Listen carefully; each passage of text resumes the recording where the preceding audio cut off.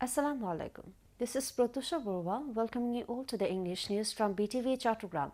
Let's begin with the headlines. East Timor and Bangladesh to work jointly in various fields including poverty alleviation, women empowerment and agricultural research, says East Timor President Jose Ramos Horta. High Court reinstates provision for non-party caretaker government declaring 15th constitutional amendment illegal.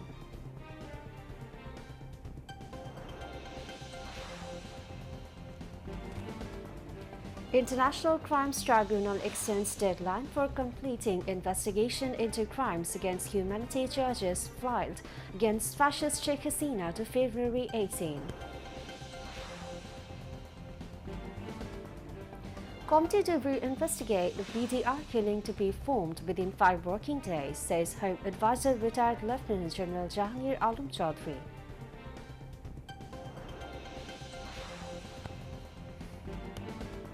Several hundred people fear dead after cyclone hit French island of Mayotte in Indian Ocean.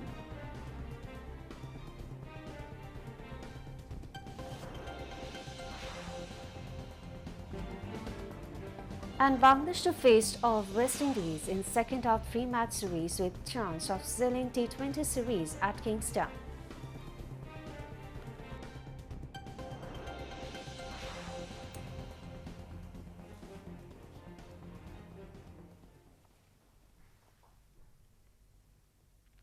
Viewers, those were the headlines. Are moving on to the details.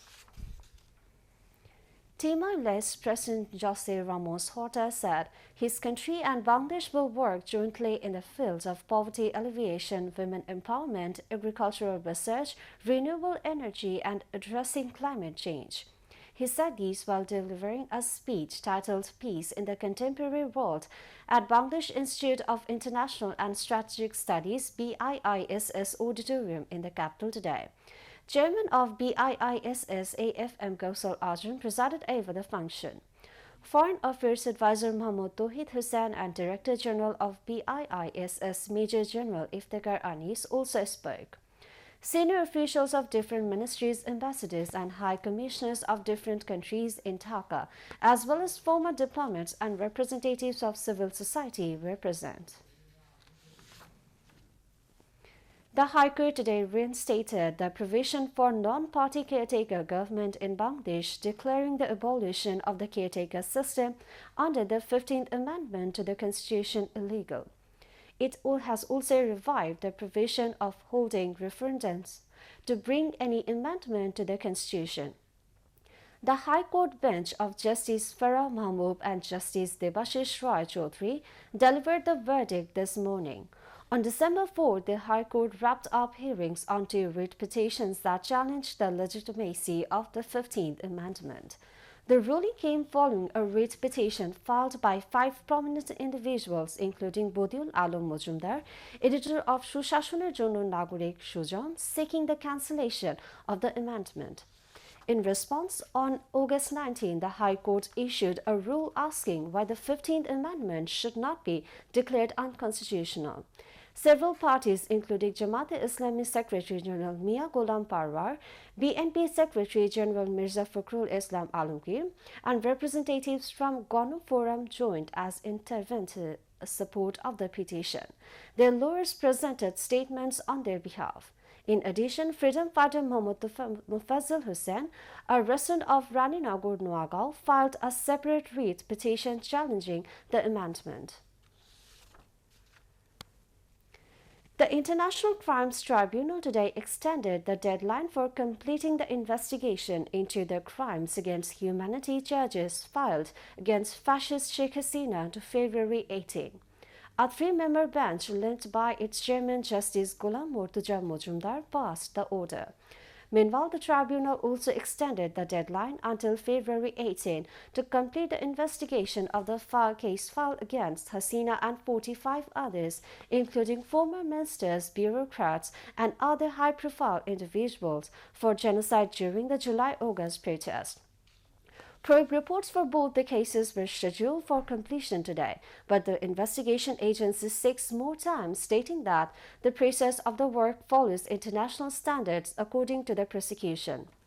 Earlier, 15 high-profile individuals were shown arrested in the case. Home Advisor retired Lieutenant General Jahangir Alam Chaudhry said that a committee would be formed within 5 working days to reinvestigate the BDR killing.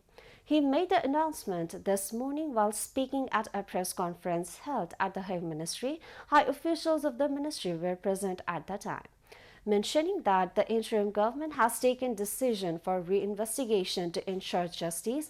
The Home Advisor said this committee will consist of retired members of the judiciary, civil service, armed forces and police. Organized propaganda is going on against Bangladesh in social media X too, alongside Facebook and YouTube. New accounts are being opened to spread disinformation. Propaganda is being spread through these accounts, focusing false information that Hindu community is coming under attacks in Bangladesh. Most of these rumors are being spread from India. Fact-checkers said the intensity of the spreading propaganda got momentum after the fall of fascist Awami League government in the uprising of students and masses. November marked the highest number of propaganda. As many as 241% new accounts were opened between October and November to spread rumors. Some 77% disinfection was found in social media X, while 35% perfect disinformation was posted at a time on X, Facebook and YouTube. International research organization Tech Global Institute revealed it in a report recently. Meanwhile, Disney, in a research report, has found a bot network of 1,369 fake accounts. Propaganda was circulated referring to a footage of an incident of Sir Salimullah Medical College claiming that Sharia law announced in Bangladesh and Islamists are harassing students in classrooms. Bangladesh's fact-checker said, the name of the person in footage is Jubair Ali. He is mentally imbalanced and Jubair is known to Hizb Tahrir. Jubair Ali was arrested later. The fact-checker said similar propaganda was circulated in social media referring to untrue information attacks on Hindu community. Now, international news.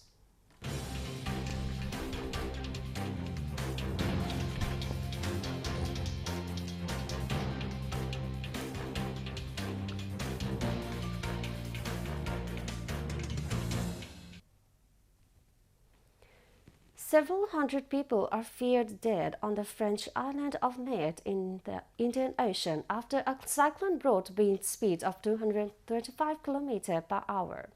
The island's perfect warns the number killed will reach close to 1,000 or even several thousand. French authorities say the central hospital has suffered significant damage. It's the worst cyclone to hit the island in 90 years, with waves up to 8 meters high. Newsmen from the island said the whole island became a destroyed land with huge damages. There is no electricity in the island. Rescue workers from France and army are involved in the rescue operation. Israeli strikes in Gaza killed at least 53 Palestinians, including a journalist and rescue workers, medics said, and the Israeli military said its air and ground forces in the north of the enclave killed dozens of militants and captured others. An airstrike hit the civil emergency center in the Nazareth market area, central Gaza Strip, killing Ahmed Allah, a video journalist for Al Jazeera TV, and 5 other people, medics and fellow journalists said. Another strike on a house in Nazareth camp killed 5 people, including children, according to medics. Hamas media said the head of civil emergency service in Nazareth, Nadal Abu Hajai, was also killed. Another airstrike hit a group of Hamas-linked to men tasked with protecting 8 trucks west of Gaza City, and medics said several were hurt, but exact figures were unavailable. At least 11 people were killed in 3 Israeli airstrikes on Gaza City houses. 9 were killed in the towns of Beit Layal, Beit Hanan, and Jabalia camp when clusters of houses were bombed or set ablaze, and 2 were killed in Rafah, medics and residents said. Back to national news. Chattogram was freed from occupation forces today. Bangladesh gained independence on 16th of December in 1971, but Chattogram became freed from occupation forces a day later on 17th of December. A discussion meeting organized by the Chattogram District Administration was held at Chattogram Circuit House today.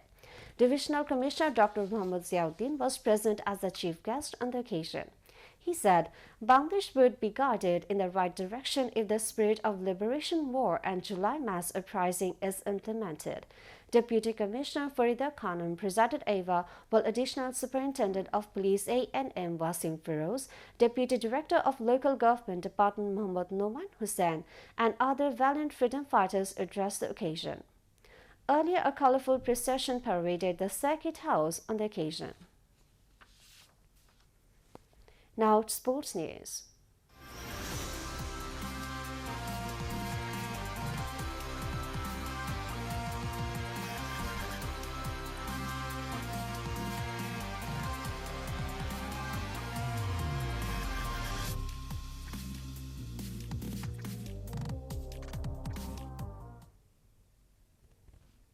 Cricket.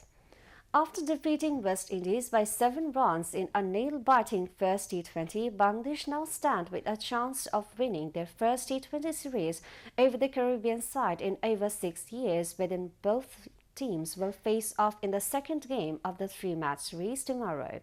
The match will begin at 6 a.m. Bangladesh time and will take place at the same venue as the series opener, the Arnos Valley Ground in Kingstown, St. Vincent.